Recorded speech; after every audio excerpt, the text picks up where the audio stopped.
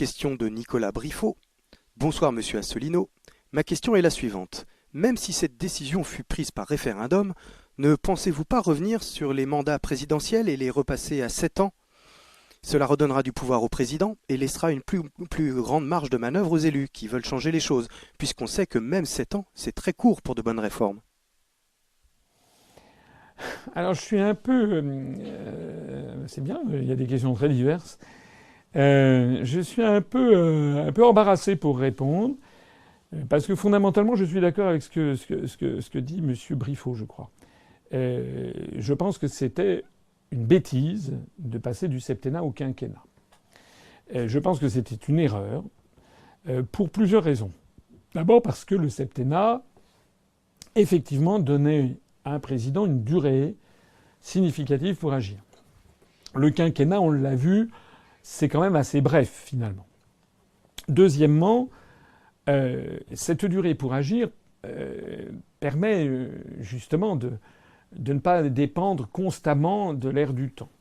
C'est tellement vrai que, au moment même où la France faisait passer du septennat au quinquennat la durée du mandat du président de la République par référendum lancé par Jacques Chirac, au même moment où à peu près on nous avait expliqué qu'il fallait que le président de la Banque centrale européenne, lui, ait un mandat de 10 ans justement pour assurer son indépendance. Voilà.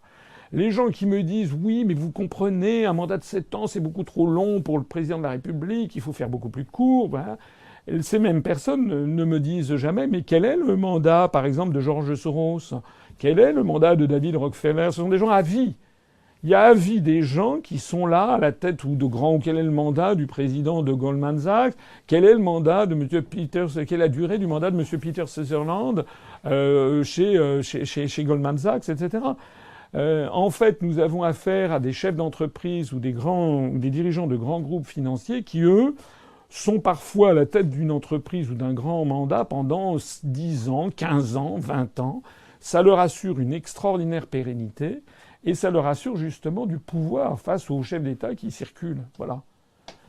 Il suffit de penser à ça pour voir que cette accélération de la durée du mandat a fragilisé le mandat du président de la République française. Alors j'ajoute en plus qu'il y a un autre problème, c'est que réduit à 5 ans, maintenant le président de la République a exactement la même durée qu'une législature. Et donc, avant, sous les présidents de la République antérieurs, on avait en général au moins 2 premiers ministres. Charles de Gaulle, entre 1958 et 65, avait eu 2 premiers ministres. Michel Debré, puis Georges Pompidou. Entre 1965 et 1969, il en avait eu 2, Georges Pompidou et Maurice Couve de Murville. Georges Pompidou lui-même, entre 1969 et 1974, date de son décès, avait eu 2 premiers ministres, Jacques Chaban-Delmas, puis Pierre Messmer. Valéry Giscard d'Estaing avait eu lui aussi 2 premiers ministres, Jacques Chirac, puis Raymond Barre, etc. Maintenant, depuis la réforme du quinquennat, en fait, on a l'impression que un président de la République, il doit avoir son premier ministre. Bon, alors c'est pas tout à fait vrai, mais ça a été vrai en tout cas avec Nicolas Sarkozy et François Fillon. François Hollande, lui, il a eu Jean-Marc Ayrault et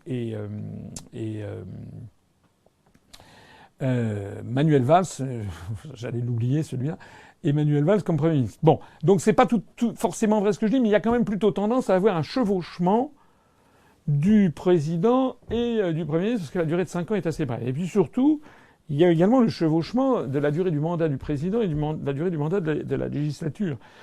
Ça veut dire que pour régler une crise constitutionnelle ou une crise politique majeure, le président de la République a le droit de dissolution. Lorsque son mandat est de 7 ans, il pouvait dissoudre l'Assemblée nationale. Aujourd'hui, il le peut toujours, le droit de dissolution existe toujours, mais imaginons que, par exemple, le président de la République dissolve l'Assemblée nationale au bout de 3 ans. Lui, son mandat se terminerait au bout de 2 ans. Que fait le successeur ? Il est obligé quasiment de dissoudre l'Assemblée, ou alors on va avoir une disjonction systématique de la durée de la législature et de la durée de l'élection présidentielle. Voilà. Je suis favorable à un septennat. sur le principe. Maintenant, il y a la politique. La politique, je n'avais pas envie de mettre dans mon programme, parmi les priorités, le retour au septennat. Parce que je pense que ça nécessiterait des explications. Ça pourrait peut-être être mal interprété ici ou là avec des gens qui prêteraient aussitôt la volonté de vouloir reprendre le pouvoir ou je ne sais pas quoi. Donc je n'ai pas jugé que c'était prioritaire. Donc ça ne figure pas dans mon programme présidentiel. Cela étant, les 5 ans, si je suis élu, les 5 ans permettront de régler le problème pour lequel essentiel j'aurais été élu, c'est-à-dire faire sortir la France de l'Union européenne, de l'euro et de l'OTAN.